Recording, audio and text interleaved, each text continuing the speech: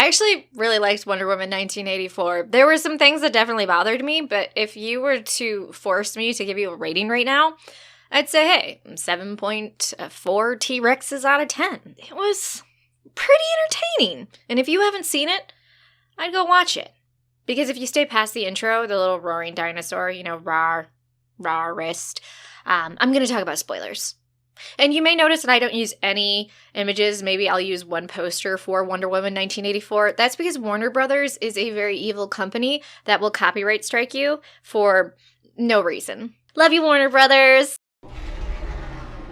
Okay, like I said in my intro before the roaring dinosaur, I give it a 7.4 out of 10. And why it's not an 8 out of 10 and sort of weird, I took off a 0.6 of a point.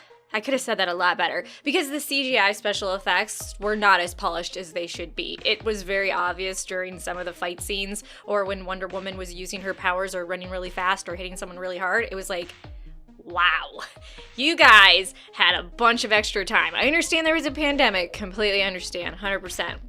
But at the same time, those special effects should have been better. For a DC movie, they were not. That I would put them on par with a CW Arrowverse show special effects. Good, but not as good as it should be for a movie of that budget. I don't know if they've said this already, but my guess is they put it in 1984 to explain why Bruce Wayne goes, oh, you disappeared, and, you know, from the Earth. And then we see her in Wonder Woman 1984 destroying security cameras, telling people, shh. We don't have cell phones, smartphones, so it's not like people are recording. So I'm guessing the gist of this is sometime after Wonder Woman 1984, even though she's helping and she's inspired again, she stops maybe once cell phones become more commonplace because she doesn't want to be photographed. And then Superman happens and she's like, ah, fuck it.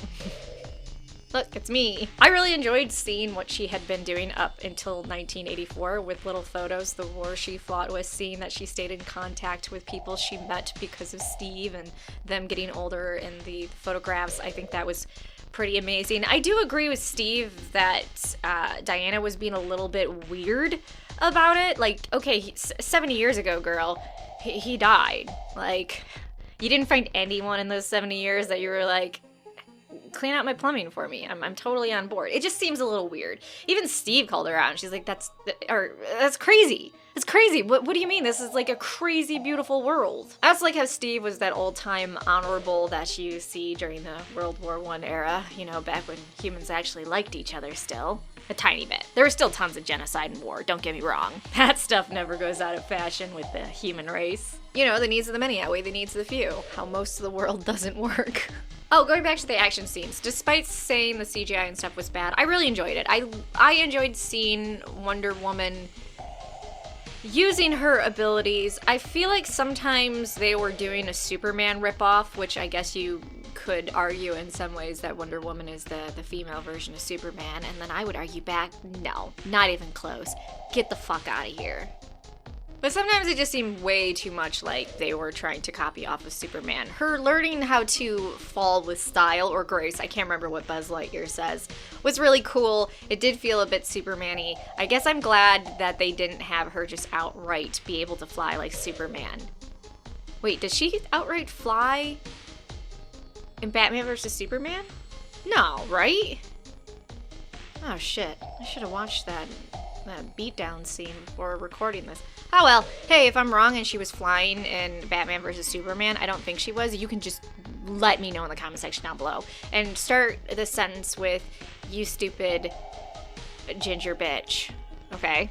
Okay, thanks. The lightning and using her whip was pretty awesome. I really liked the intro too. I know I'm all over the place, I don't give a shit. It was nice seeing Robin Wright back again. Absolutely love her as an actress, gorgeous woman.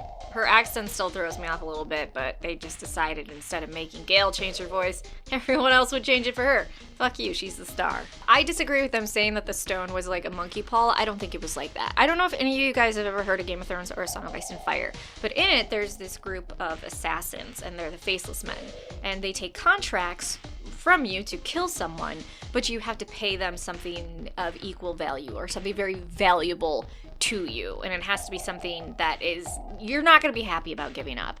I feel like it was more like that than a monkey paw, right? Because every monkey paw story I've ever read is more, it's a twisted wish. So the wish happens, but there's some little clause in there that the monkey paw exploits. It wasn't a, you get your wish, haha, you have it, but now I'm going to take the most important thing to you, which in Maxwell's life, was his life. Which was a bit sad that it wasn't his kid. Holy shit. His most precious thing was his own life. Yikes. Maxwell was good. He was fine. He wasn't a great DC villain, at least not how they had him in this. I really like Pedro Pascal. I think he is a fantastic actor. I genuinely like him. I just don't feel like I got what he was going for with the character, you know? The nod to the original Wonder Woman, Linda Carter, as being the Asteria, who ended up going and staying behind so that the Amazonians could get away, was really touching. I know a lot of people are gonna be like, oh, it was fan service or pandering or what? You wanna know what? Pander to me, bitch. Come on. I want it. Want it all. Now, let's all take a hot second and just bitch a little bit, okay? I know I bitched in the beginning. I do have a feeling that this movie kind of went nowhere, and it was interesting. I feel like Wonder Woman ended up in the same place she started with, except she's a little bit more happier and ready to go on. So then is that why she disappears? Like she just goes and lives her life and maybe every once in a while helps out? And that's why Bruce Wayne was like, oh man, you disappeared. What's up with that? You know what I just thought of? I think I actually like Wonder Woman 1984 more than the original Wonder Woman. Wonder why that is. Maybe because I'm really sick of origin stories for superheroes? Yeah, I would give the original Wonder Woman a 7 out of 10. Don't go back if I actually have a review of the original Wonder Woman and I gave it something else. Don't throw that in my face, okay? I'm a very fragile elderly woman. Can't even say elderly right, that's how fragile I am. I'd give the original Wonder Woman 7 out of 10 T-Rexes, and I would give Wonder Woman 1984 7.4, 8 if they had not fucked up on the special effects. But you know, that's my opinion, and those are my thoughts, coming from me, Rawrist, a ginger. So you tell me what you thought of Wonder Woman 1984 in the comment section down below. And you can also like this video. And if you choose not to do so, I think we all know where this is going.